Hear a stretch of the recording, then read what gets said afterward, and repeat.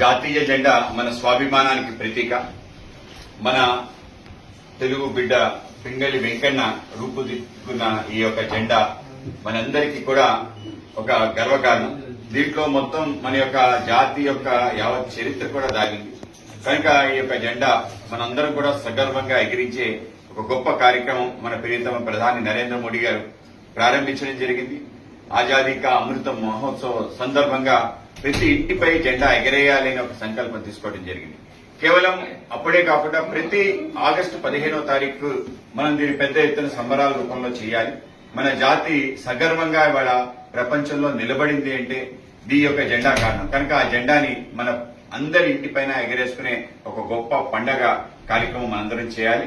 ఆ విధంగా రేపు ఆగస్టు 10వ తారీఖు నుంచి ఆగస్టు 15వ తారీఖు వరకు ప్రతిరోజు అనేక రకాల కార్యక్రమాలు పాల్గొనడం, ప్రతి ఇంట్లో మన జెండాని ఎగరవేయటం, అలాగే జెండా తిరంగా యొక్క ర్యాలీ చేయటం, దాంతోపాటు మనం ఏదైతే 14వ తారీఖు ఉందో ఒక కాలరాత్రిగా భావిస్తాం. ఆ రోజు అనేక లక్షలాది మంది యొక్క రక్తపు టేరుల మధ్య మనకి స్వతంత్రం వచ్చింది.